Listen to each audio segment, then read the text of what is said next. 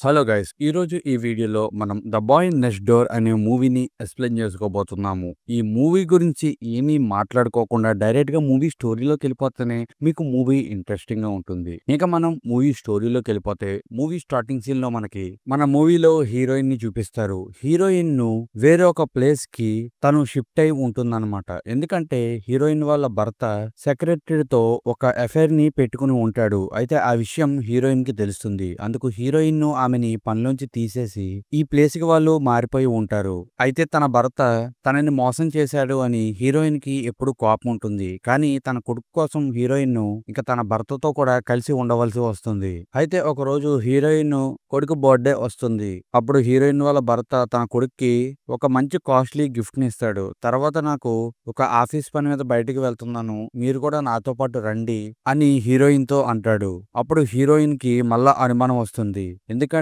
Heroine వాళ్ళ husband ఇదివరకు కూడా ఇలాగ ఆఫీస్ మీటింగ్స్ అని తన సెక్రటరీతో కలిసి బయటికి వెళ్లి అఫైర్ ని పెట్టుకునేవాడు. ఇప్పుడు కూడా అలాగే చేస్తున్నాడేమో అనుకుని హీరోయిన్ డౌట్ పడుతూ ఉంటుంది. అందుకు ఆమె చాలా బాధతోని నేను రాను, మీ ఇద్దరు వెళ్ళండి అని తన కొడుకుని తీసుకెళ్లమని అంటుంది. అయితే హీరోయిన్ వాళ్ళ కొడుకుకి ఒక స్కిన్ డిసీజ్ ఉందన్నమాట.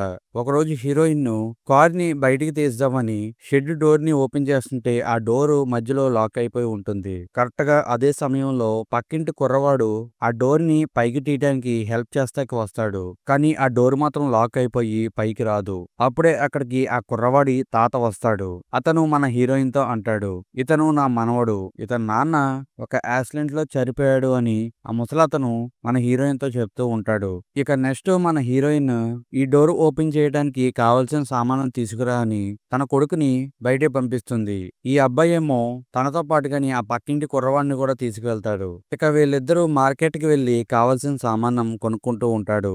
అయితే ఆ మార్కెట్ లోని ఒక అమ్మాయి పనిచేస్తూ ఉంటుంది. ఆ అమ్మాయి అంటే మన హీరోయిన్ కొడుక్కి చాలా ఇష్టం. ఎప్పటి నుంచో మాట్లాడదామని అనుకుంటూ ఉంటాడు. కానీ భయంతో మాట్లాడలేకపోతాడు. ఈసారి అయితేని ఈ పక్కింటి కుర్రోడు హీరోయిన్ కొడుక్కి ధైర్యం చెప్పి వెళ్లి మాట్లాడు అని అంటాడు. ఇక ఈ కుర్రోడు కూడా ధైర్యం తెచ్చుకుని వెళ్లి ఆ అమ్మాయితో మాట్లాడతాడు. తర్వాత వీళ్ళిద్దరూ ఆ సామానం పట్టుకుని ఇంటికి వచ్చేస్తాడు. ఆ పక్కింటి కుర్రవాడు ఆ డోర్ ఓపెన్ అయ్యేలాగా చేస్తాడు. అలాగే హీరోయిన్ కొడుకు ఆ పక్కింటి కుర్రోడు బాగా క్లోజ్ కూడా అయిపోతారు. ఇంకొక వైపు హీరోయిన్ కూడా చాలా ఆనందపడుతూ ఉంటుంది, నా కొడుక్కి ఒక మంచి ఫ్రెండ్ దొరికాడు అని. అయితే ఒక రోజు ఆ పక్కింటి కుర్రోడు మన హీరోయిన్ కొడుక్కి కార్ ని ఎలా బాగు చేయాలో నేర్పిస్తూ ఉంటాడు. అది ఒక పక్క నుంచి మన హీరోయిన్ చూసి ఆనందపడుతూ ఉంటుంది.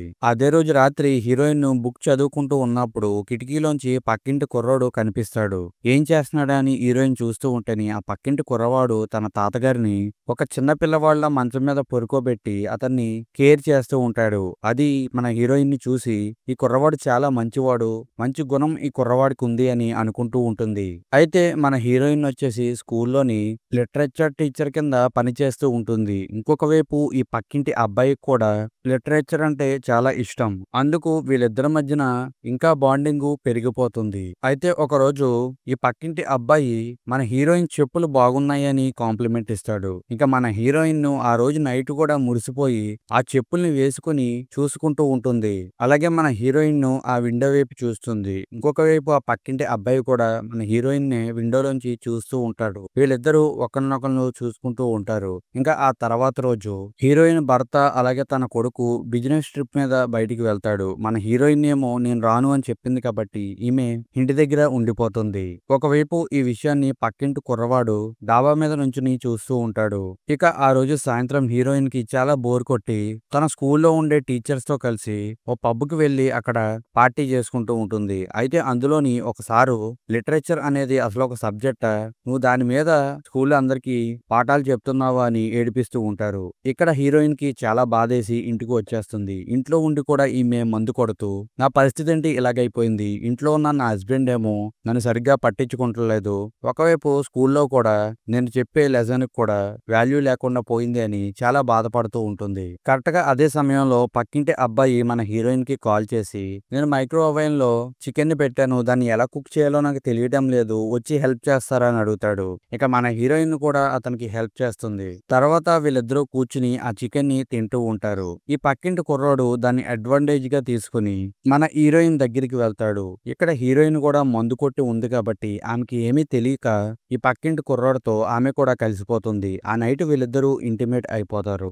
మార్నింగ్ అయిన తర్వాత హీరోయిన్ నేనేంటి ఇక్కడ ఉన్నాను, అసలు ఏం జరిగింది అని చాలా కంగారు పడుతూ ఉంటుంది. అక్కడికి పక్కింటి కుర్రవాడు వచ్చి ఐ లవ్ యూ అని చెప్తాడు. మన హీరోయిన్ నైటు జరిగింది నువ్వు మర్చిపో, ఇంకా దాని గురించి ఆలోచించకు అని చాలా కంగారుగా ఈమె తన ఇంటికి వచ్చేస్తుంది.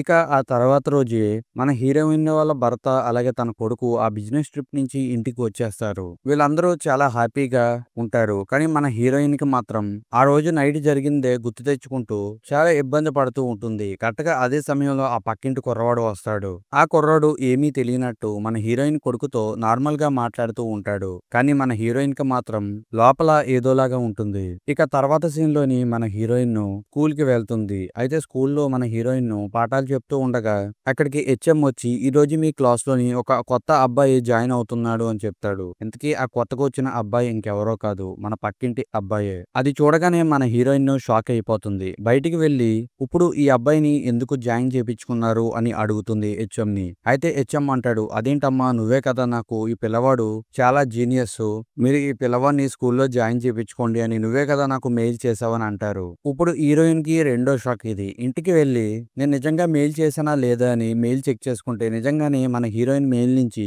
హెచ్ఎం సార్ కి మెయిల్ వెళ్లి ఉంటుంది. ఎవరు ఈ మెయిల్ పెట్టింది అని ఆలోచిస్తూ ఉండగానే ఆ పక్కింటి కుర్రవాడు వచ్చి నేనే మెయిల్ చేశాను అని అంటాడు. ఇక్కడ మన హీరోయిన్ చాలా ఇరిటేట్ అవుతుంది. తర్వాత రోజు మార్నింగ్ మన హీరోయిన్ తన కొడుకు దగ్గరికి వెళ్లి పక్కింటి కుర్రవాడు మంచివాడు కాదు, అతనితో నువ్వు స్నేహం చేయటం తగ్గించు అని అంటుంది. కానీ మన హీరోయిన్ కొడుకు మాత్రం నువ్వేంటమ్మా ఇలా మాట్లాడుతున్నావు, ఒక స్టూపిడ్ లాగా మాట్లాడుతున్నావు, నాకు ఇక్కడ దొరక ఒక ఫ్రెండ్ దొరికాడు, అసలు నా పరిస్థితి తెలిసి ఎవరు నాతోని స్నేహం చేయటం లేదు, నాకు ఉన్న ఏకైక ఫ్రెండ్ ను కూడా నువ్వు వదిలేయమంటున్నావు అని హీరోయిన్ కొడుకు మన హీరోయిన్ మీద చిరాకు పడతాడు. ఇక ఈ విషయాన్ని కూడా ఈ పక్కింటి కుర్రవాడు అలుచుగా తీసుకుని మన హీరోయిన్ కొడుకుతోని ఇంకా ఎక్కువగా ఫ్రెండ్షిప్ ని చేస్తూ ఉంటాడు. అలాగే మీ నాన్న అంత మంచివాడు కాదు, మీ నాన్న వేరే ఒకరితో అఫైర్ పెట్టుకున్నాడు, కేవలం మిమ్మల్ని చూసిపోవడానికి మాత్రమే నీ దగ్గరికి వస్తున్నాడు అని వాళ్ళ నాన్న గురించి కూడా హీరోయిన్ కొడుకు మెదడులోని చాలా బ్యాడ్ ని నింపుతూ ఉంటాడు.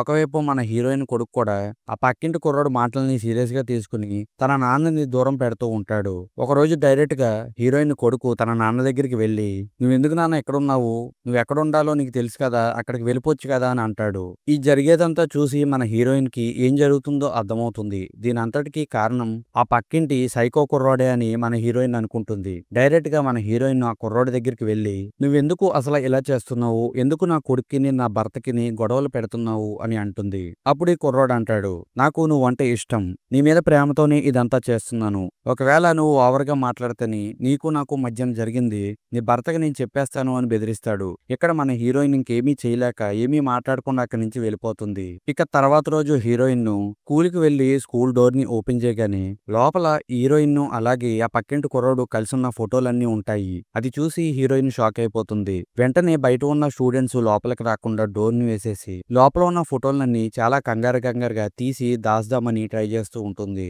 లోపల చాలా ఫోటోలు ఉంటాయి, అవన్నీ మన హీరోయిన్ తీస్తూ ఉంటుంది. ఒకవైపేమో బయట పిల్లలందరూ డోర్ ని కొడుతూ ఉంటాడు. చాలాసేపు టైం అవుతుంది. డైరెక్ట్ గా ప్రిన్సిపాల్ అక్కడికి వస్తాడు. తన దగ్గర ఉన్న డూప్లికేట్ కీతోని డోర్ ని ఓపెన్ చేద్దాం అనుకునే లోపే మన హీరోయిన్ డోర్ ఓపెన్ చేస్తుంది. ఇంతసేపు లోపల ఏం చేస్తున్నావు అని ప్రిన్సిపాల్ అడిగితేని నా మైండ్ కొద్దిగా ఇరిటేట్ అయింది, అందుకే నేను కాసేపు కూర్చున్నాను, నేను డోర్ ఓపెన్ చేసే లోపే మీరు డోర్ ఓపెన్ చేస్తా ట్రై చేశారు అని అంటుంది. అప్పుడు ప్రిన్సిపాల్ కొన్ని రోజుల నుంచి నువ్వు చాలా డిఫరెంట్ గా బిహేవ్ చేస్తున్నావు, నీ ఆరోగ్యం బాగున్నట్టు ఉంది, ముందు నువ్వు నీ ఆరోగ్యం చూసుకో అని అంటాడు. నెక్స్ట్ సీన్ లోని మన హీరోయిన్ వాళ్ళ భర్త మన హీరోయిన్ కొడుకు దగ్గరికి వెళ్లి రా మనం ఇంటికి వెళ్తాము, కార్ని నువ్వే డ్రైవ్ చేయని అంటాడు. మన హీరోయిన్ వాళ్ళ భర్త తను చేసిన తప్పుని తెలుసుకుంటాడు, తన కొడుకుతో క్లోజ్ గా ఉండాలి అని అనుకుంటాడు. అయితే మన హీరోయిన్ కొడుకు డ్రైవ్ చేస్తూ కార్ ని వాటర్ క్యాన్స్ కి గుద్దిచ్చేస్తాడు. అయితే ఇక్కడ కార్ కి డ్యామేజ్ అవుతుంది కానీ వీళ్ళిద్దరికి ఎటువంటి దెబ్బలు తగలవు. నెక్స్ట్ హీరోయిన్ ఇంటికి వచ్చి కారు డ్యామేజ్ అవుతుంది చూసి లోపలికి వచ్చి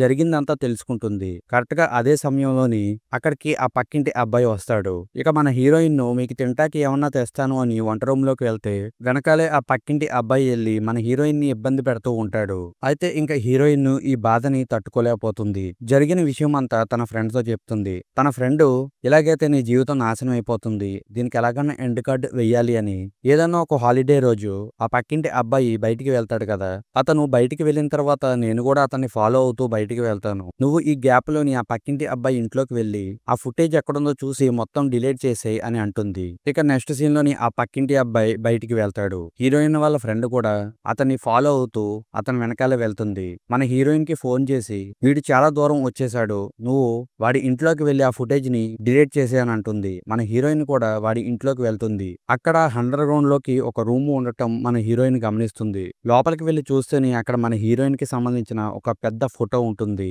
మన హీరోయిన్ అన్ని చూసి షాక్ అయిపోతూ ఉంటుంది. సిస్టమ్ ఓపెన్ చేసి అందులో ఫైల్స్ ఎక్కడ ఉన్నాయని నెతుకుతూ ఉంటుంది. ఇంకొక వైపు మన హీరోయిన్ వాళ్ళ ఫ్రెండ్ డిలీట్ చేసావా వీడు తిరిగి వచ్చేస్తున్నాడు అని అంటూ ఉంటుంది. మన హీరోయిన్ ఇంకా కంగారుగా సిస్టమ్ లోని ఆ ఫోటోలు ఎక్కడున్నాయో ఫైండ్ చేసి ఆ ఫోటోలన్నిటిని డిలీట్ చేసేస్తుంది. అలాగే డిలీట్ చేస్తున్న క్రమంలోని మన హీరోయిన్ కి కార్ మెకానిజానికి సంబంధించిన ఒక ఫోల్డర్ కనపడుతుంది. అది ఓపెన్ చేసి చూస్తే మన హీరోయిన్ షాక్ అయిపోతుంది. ఎందుకంటే ఆ పక్కింటి అబ్బాయి నాన్న ఒక కార్ మెకానిక్. అలాగే వాళ్ళ నాన్న వేరే అమ్మాయితో అఫైర్ పెట్టుకున్న విషయం ఈ పక్కింటి కుర్రాడికి నచ్చక నైట్ కి నైటే ఆ కార్ ని ఎలాగ రిపేర్ చేయాలో నేర్చుకుని ఆ కార్ కి సంబంధించిన బ్రేక్ ని కట్ చేసేస్తాడు. ఆ తర్వాత రోజే ఆ పక్కింటి కుర్రాడు నాన్న బయటికి వెళ్తూ ఉండగానే ఆ కార్ బ్రేక్ పడక యాక్సిడెంట్ అయ్యి కార్ బ్లాస్ట్ అయ్యి అతను అతి ఘోరంగా చనిపోతాడు. అయితే ఈ పక్కింటి కుర్రాడు తన నాన్నని తనే చంపేసుకున్నాడు. ఆ విషయం మన హీరోయిన్ తెలుసుకుని చాలా భయపడుతుంది. మొత్తం ఫోటోలన్నీ డిలీట్ చేసి అక్కడి నుంచి బయటికి వచ్చేస్తుంది. ఇంకొక వైపేమో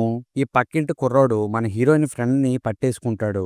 ఆమెని ఒక చైర్కేసి కట్టేసి ఆమెని చాలా చిత్రహింసలు పెడుతూ ఉంటాడు. ఈ సీన్ లోనే మనకు అర్థమవుతుంది వీడు చాలా డేంజరస్ సైకో అని. ఒకవైపు మన హీరోయిన్ తన ఫ్రెండ్ కి కాల్ చేసి మొత్తం పనంతా అయిపోయింది నువ్వు ఎక్కడున్నావు అని అంటేని హీరోయిన్ వాళ్ళ ఫ్రెండ్ నేను ఇంట్లోనే ఉన్నాను నువ్వు ఇంటికి వచ్చే నేను నీకు పార్టీ ఇస్తాను అని అంటుంది. ఇక మన హీరోయిన్ కూడా తన ఫ్రెండ్ ఇంటికి బయలుదేరుతుంది. అయితే తన ఫ్రెండ్ చేత ఈ సైకోయే అలా చెప్పించాడు. అయితే మన హీరోయిన్ తన ఫ్రెండ్ ఇంటికి వెళ్ళి చూస్తే అక్కడ తన ఫ్రెండ్ చాలా దారుణంగా చనిపోయి ఉంటుంది. మన హీరోయిన్ అది చూసి చాలా భయంగా బయటికి పరిగెట్టుకుంటూ వస్తేని ఈ సైకో మన హీరోయిన్ ని పట్టేసుకుంటాడు. ఈ సైకో గాడు హీరోయిన్ తలపైన గన్ను పెట్టి నాతో పాటు రా అని హీరోయిన్ ని ఒక షెడ్ లోపలికి తీసుకువెళ్తాడు. ఆ షెడ్ లోని హీరోయిన్ చూసి షాక్ అయిపోతుంది. ఎందుకంటే ఆ షెడ్ లోని హీరోయిన్ భర్త అలాగే తన కొడుకును కూడా ఈ సైకో కట్టేసి ఉంచుతాడు. తర్వాత ఈ సైకో గాడు మన హీరోయిన్ ముందే తన భర్తని గన్తో కాలుస్తాడు. ఇక మన హీరోయిన్ ఎలాగన్నా తన కుటుంబాన్ని కాపాడుకోవాలి అని పక్కన ఉన్న ఒక రాడ్ని తీసుకుని సైకో గాడిని చాలా గట్టిగా కొడుతుంది.